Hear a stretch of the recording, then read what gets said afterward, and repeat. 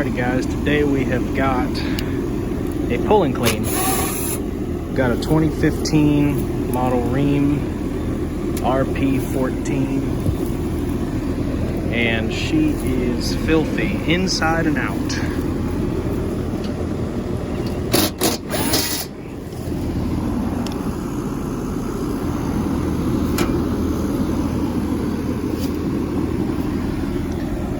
Look at all that junk in there.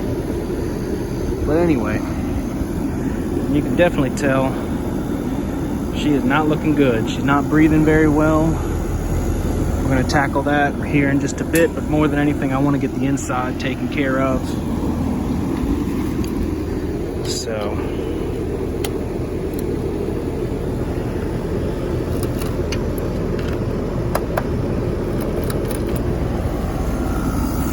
I'm going to hold in my contactor.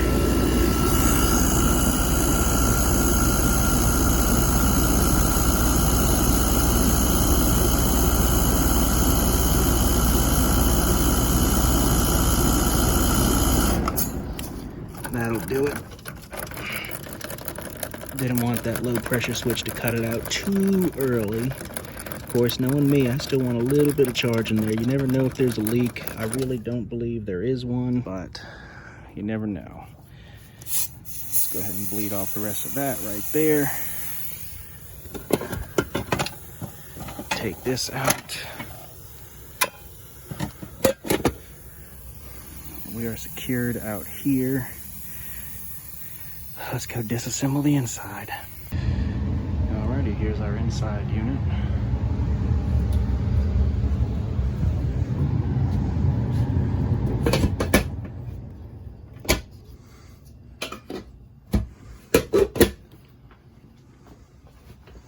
Let's see if I can show you guys this coil.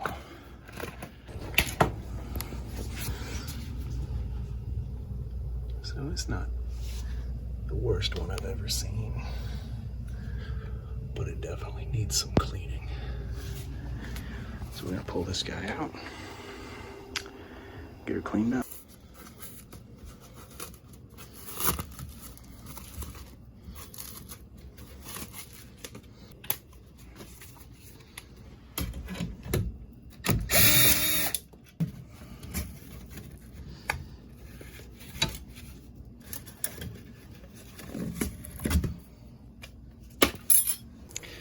Alrighty guys, I got my solution mixed up pretty decently. I might be a little thin on the thin side, but it'll be alright. But this is kind of how I do it.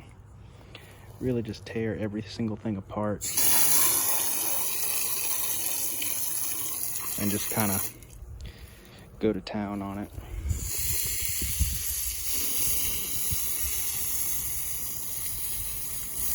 You know, start by getting all the big chunks off. If you know anything about these Rheem coils, the end coil is kind of a pain in the ass to clean, but it's what gives the Rheem the small stature. Let's see, try the jet mode. So it's real important just to get the big junk off first before you add that chemical to it. That way it's got a nice clean surface to kind of get inside. But this is an all aluminum coil, so it shouldn't be too bad. Sometimes those older Cupro aluminum coils, they're kind of a pain in the butt sometimes.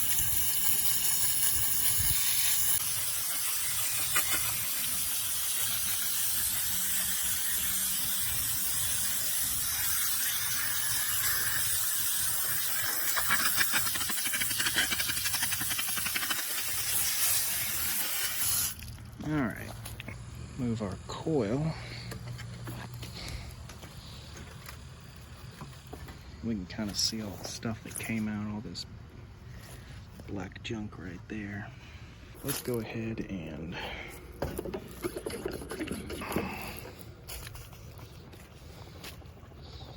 of course I mixed this one kind of thin. I'm hoping it's still gonna be all right.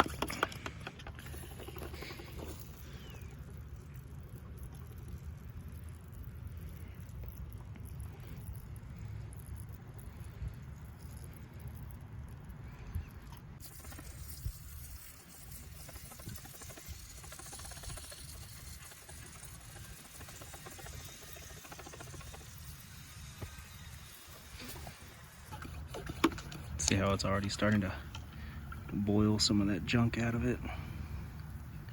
That's what we want to see, especially down here at the top of the coil. That's where all that stuff is really going to sit and hide.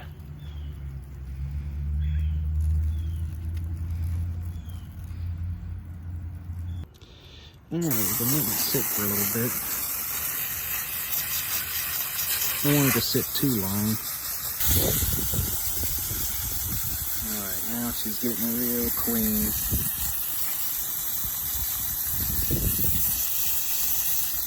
That stuff just kind of boils off any of the junk that's in the coil deep inside of it.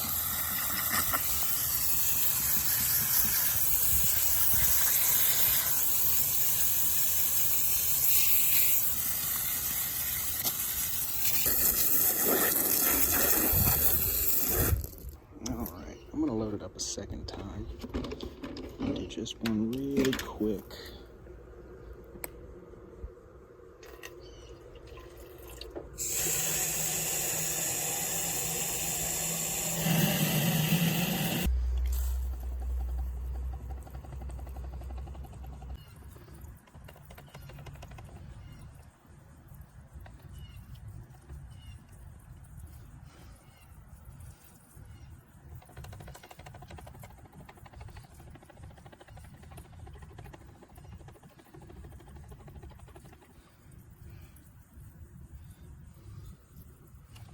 While that's sitting there cooling out, I'm gonna work on this condenser. It is plugged solid on 2 out of the 4 sides. Of course, it sits right next to their dryer vent. And this side, oh my gosh, weeds galore. Let's get started on this one.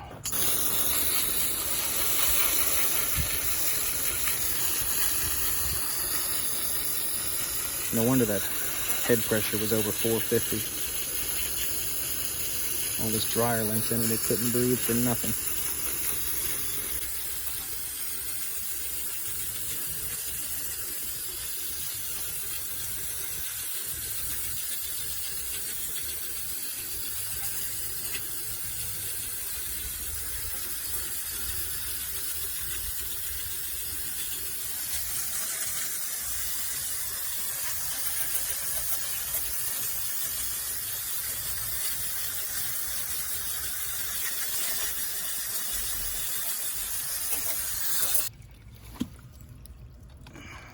Got so many weeds in here, it's just holding all that stuff in. There we go. Let's see if I can blow it out now.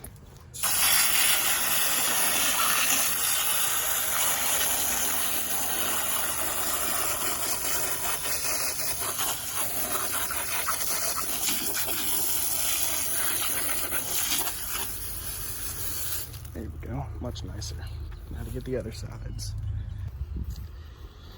Alright, I got some chemical on the condenser too. I wasn't planning on it, but then again, I mean, it was just so bad on these 2 sides over here. I just went ahead and gave it a little spritz of the juice also. I'm hoping this will really solve that head pressure issue we were having. I'm pretty sure that was not the main reason, but definitely another reason as to why this sucker wasn't cooling quite the way they liked it. Of course, this is a rental unit. You know how rentals are. They really like to crank it down to about 60 degrees, even though it's 109 outside. But whatever, it's not my house. Yeah, look at all that nasty stuff right there coming out. That's pretty much all it is, just like surface area shit. Alright, let's let this guy dry out a little bit.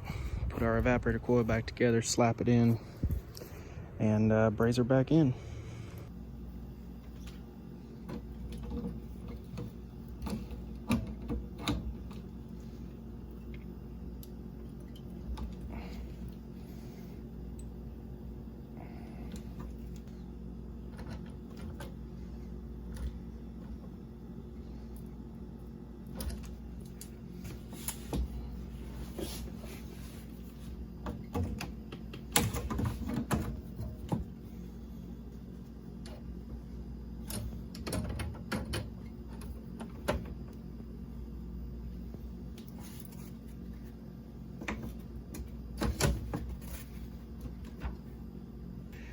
Alright, time to braze it in.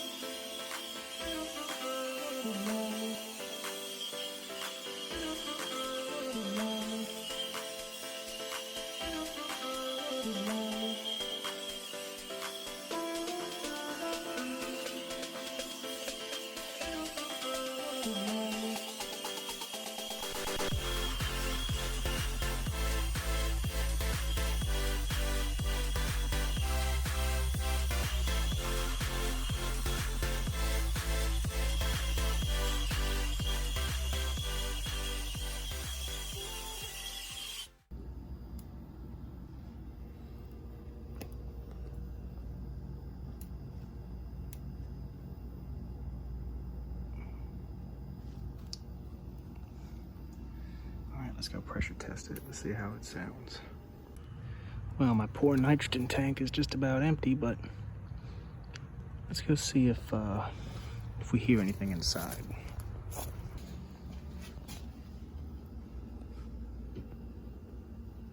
Don't hear anything.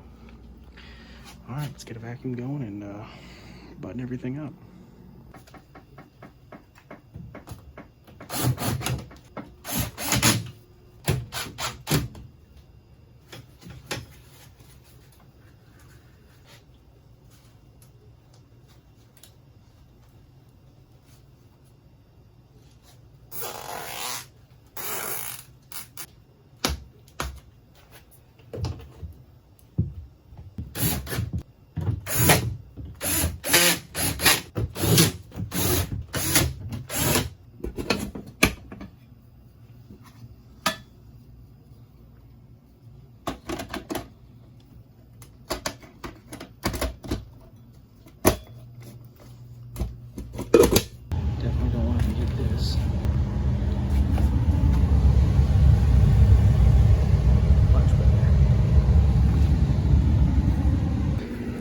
All right, let's go see how we're doing.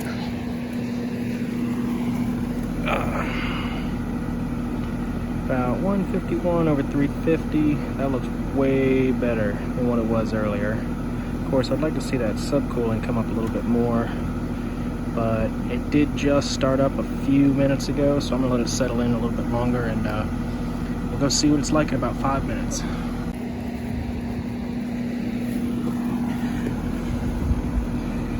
Yeah, she's kind of stabling out a little bit over here.